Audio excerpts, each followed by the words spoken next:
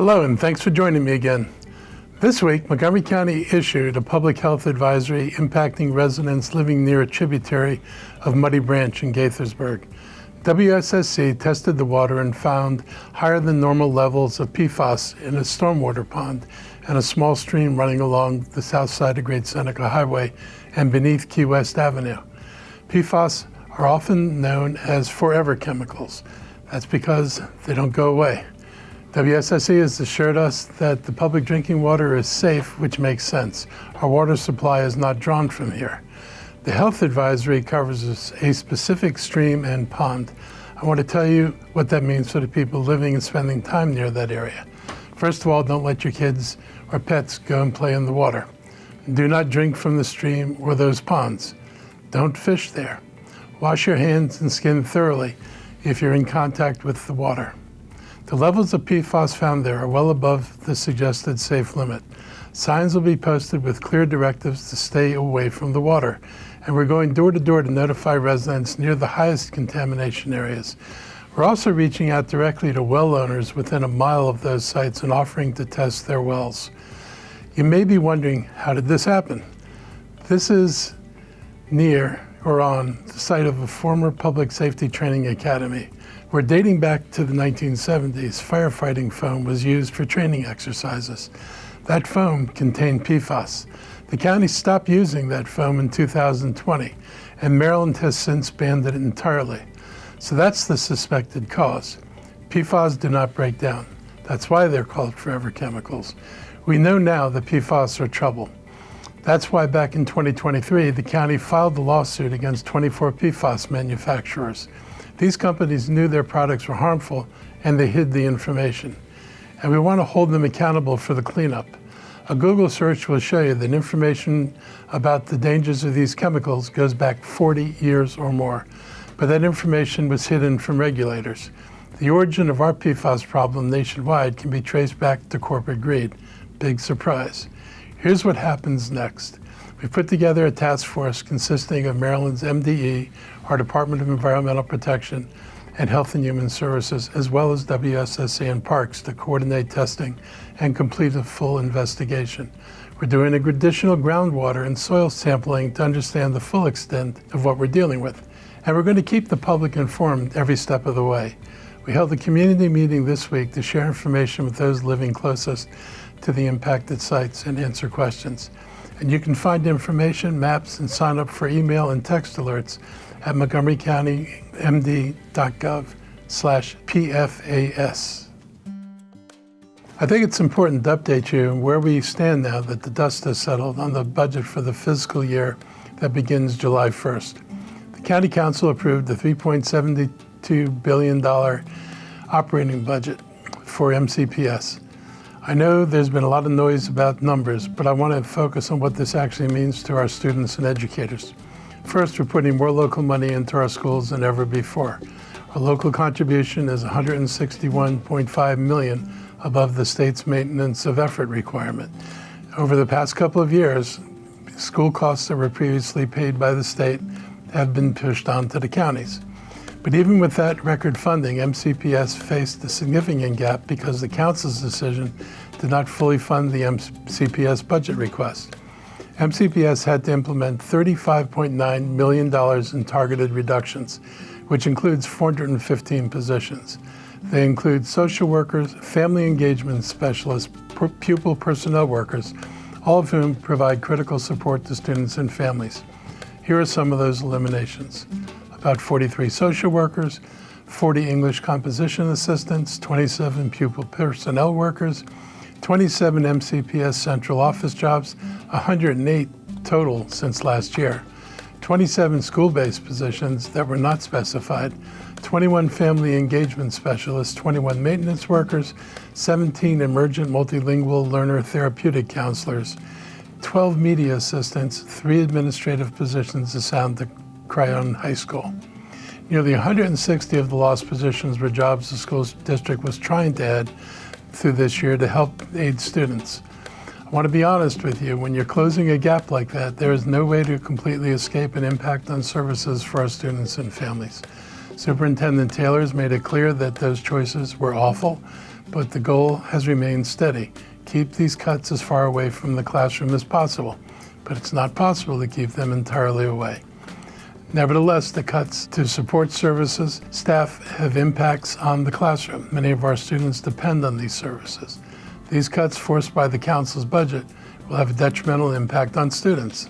This wasn't the path I proposed, but it's the budget we landed on, and we now must make best of it. Staffing decisions themselves belong to the MCPS board and superintendent, and not the county. But my leadership team plans to meet with MCPS to explore how we can best support people through this transition, including where county job opportunities might be a good fit for some of those who are losing jobs. And I'm carrying the concerns that I'm hearing straight to MCPS leadership. Last week, I signed an executive order that puts a temporary pause on all data center construction and development in Montgomery County for 6 months while we get our rules straight. This is not a ban on data centers, but we're trying to make sure that their use is properly regulated. Some of these large facilities, the hyperscale ones, use enormous amounts of electricity and water and create noise and create other issues as well. I don't want to see brownouts in Montgomery County because we didn't plan. I don't want our grid to be overwhelmed. I do not want electricity rates driven through the ceiling because the electrical needs of the data centers put a strain on the grid supply and drive up prices. I also don't want our waterways harmed in the process. The County Council is already working on zoning legislation to address exactly these issues. This pause gives them time to get this done right and prevent premature approvals. Other counties, Frederick, Prince George's, they're working through the same questions. We're looking at what they're doing and we're going to get this one right. I was deliberate about starting the 6-month moratorium now because I could have started it in February. I actually mentioned it then. But if I had done that, almost 4 months would have been consumed by the council working only on the budget and not having time to deal with data centers. They made it very clear they were not going to have the time during the budget to work on this. That would have left 2 months to create regulations, which is not a reasonable amount of time for dealing with the issues in front of us. Now they have a full 6 months to focus on their deliberations. I believe putting all this on pause for 6 months to make the decisions that affect this county for decades is a reasonable trade-off. And I'm glad to see many people on the council agree. I want to thank Council Vice President Marilyn Balcom, Councilmembers Will Jawando and Krista Mink for their support in joining me in the announcement. I also want to point out that this moratorium applies to any projects that have been proposed, including the potential data center at the site of the decommissioned power plant in Dickerson. The crucial difference between my approach and what Councilmember Evan Glass had previously proposed is that his proposal exempted the Dickerson site, allowing it to proceed with permitting, and my approach is that the best practices that we hope to require or have to be applied before the project at Dickerson can go forward. We've seen too many examples in government where development outpaces policy. The responsible approach is to establish rules, understand the impacts, and then make decisions within a clear framework. Let's take the time to make sure our framework is the best one we can have and that will suit the people who live here. This week, Metro held a press conference in Bethesda to draw attention to the upcoming Red Line station closures impacting the west side of the Red Line. Starting July 6th and running through September 6th, Metro is shutting down Red Line service between North Bethesda and Friendship Heights. No trains will run between those stations for 2 months, so the entrance on the Purple Line can be completed. Here is what's being put in place by Metro and the Maryland Department of Transportation to help. Free bus shuttles will replace train service at the Grosvenor, Strathmore, Medical Center, and Bethesda stations. Nearly 8 miles of dedicated bus-only lanes are being added to stretches of Rockville Pike to speed the buses along. Local shuttles should run about every 5 to 10 minutes, and express shuttles between North Bethesda and Friendship Heights are estimated to run every 26 minutes. We also want commuters to know that our ride-on buses can help them navigate these changes. There will be a temporary Glenmont Express shuttle that will run from the Milestone Park and Ride lot in Germantown to the Shady Grove station and then on to the Glenmont station. This is not the first time we've had to manage disruptions of this magnitude. During the summer of '24, comparable maintenance was conducted on the Red Line between the Tacoma station and Glenmont on the eastern side of the county. WMATA, MDOT, and county officials have applied insights gained from those previous closures to enhance preparations for this summer's project on the western segment of the Red Line. For more information about these closures, I encourage you to visit MCDOT's, the Maryland Department of Transportation, and Metro's websites. Friday, June 19th is Juneteenth, which is the county and national holiday. Juneteenth celebrates the end of slavery in the United States and honors the resilience of Black Americans who persevered despite adversity. The annual Scotland Juneteenth Heritage Festival has already hosted its opening night ceremony, the Interfaith Church Service, and this week we've had a number of community events focused on bringing people together and honoring the county's past. The festival also debuted its first comedy show on Monday at the Black Rock Center for the Arts in Germantown. On Friday, there will be a 5K run and a full morning of activities at Cabin John Village Park, which include a mobile museum and a family carnival. The Clarence Pint Israel Baseball Classic will pit Bethesda Big Train against the Gaithersburg Giants. After the game, there will be fireworks. On Saturday will be a Freedom at the Rock, Montgomery County's official Juneteenth celebration. At this event, we'll honor this year's African American living legends. It's a tradition that started in 2015 that gives the community an opportunity to thank the unsung heroes among us. At a time when history is being challenged and rewritten in dangerous ways, it's more important than ever to lift up the truth of who we are and who we aspire to be. This is one of the most meaningful things we do all year in the county. The people nominated and selected never chased recognition. That's the point. They spent their lives showing up, teaching, mentoring, advocating, building, preserving history that might otherwise have been lost. Their work in our schools, our neighborhoods, and our community has benefited all of us. Congratulations and thanks to the 2026 African American Living Legend recipients. I hope residents will take a moment this weekend to participate in the Juneteenth event, and I hope parents take the time to talk to their children about why this holiday is so important. Personally, I think this holiday is as important as recognizing the founding of this nation. That founding was not a celebration that Black Americans had any part of, and I hope everyone treats it that way.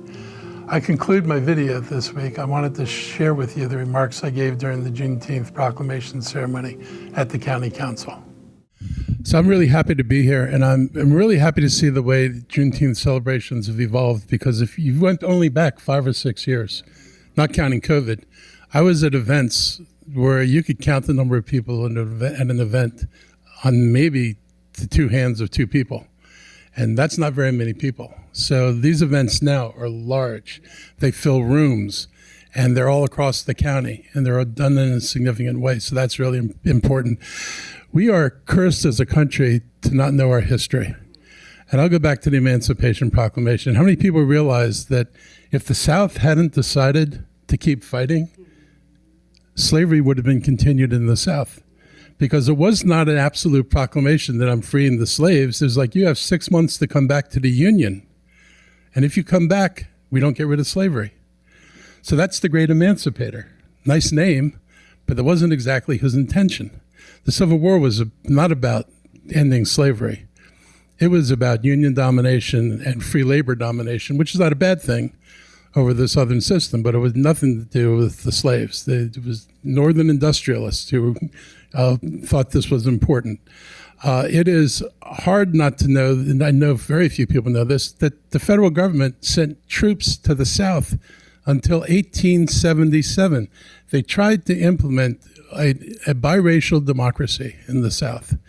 And they had elections, and they sent federal troops there to ensure that new democratic institutions could thrive.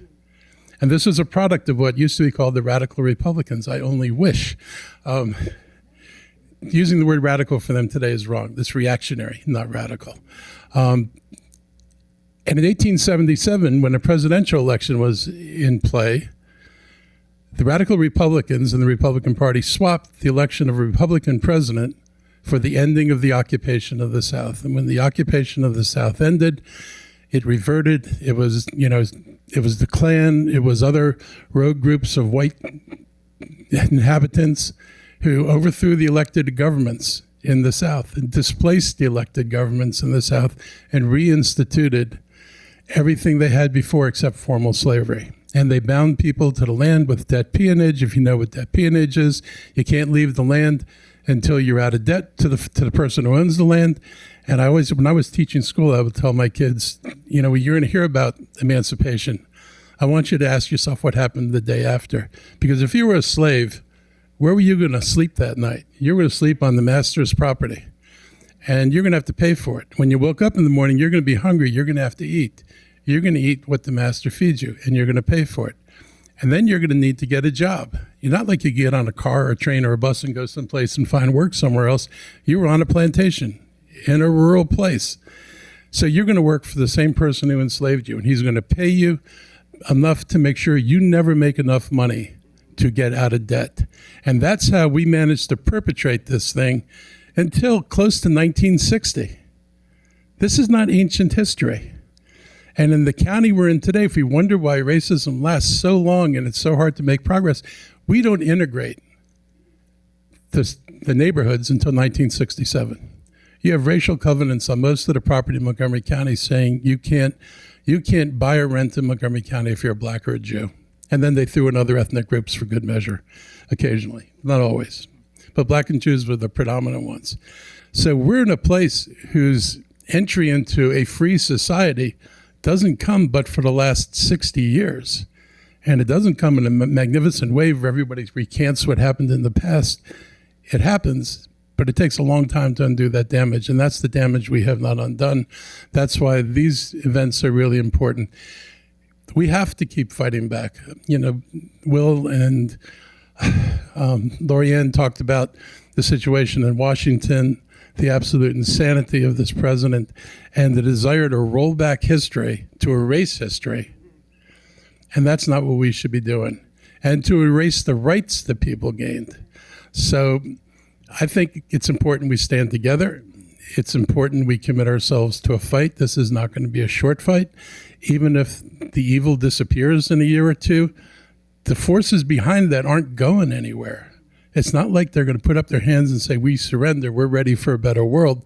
We're going to be engaged in a struggle to not only win what we had back, but to move forward. And I just encourage everybody to commit themselves to the fact that this isn't going to end tomorrow, 6 months from now, or 2 years from now. Getting us where we need to be requires all of us to fight for the things that are right, to take stands that are sometimes uncomfortable, but do what we need to do to make this country live up to what's in the national anthem with the Pledge of Allegiance. It's really hard to say liberty and justice for all. It was hard for me to say it when I was a kid growing up. It's hard for me to say it now because it's just not true. And we have to make it true. We need to be able to say words that when you say them, they mean something. You can look at it and you say, yeah, that's who we are. We need to become that thing we keep saying we aspire to be. So let's do the work. Let's move where we need to move, and let's keep fighting. And let's keep working together and having good parties, because that also tempers everything. Amen. Thank you.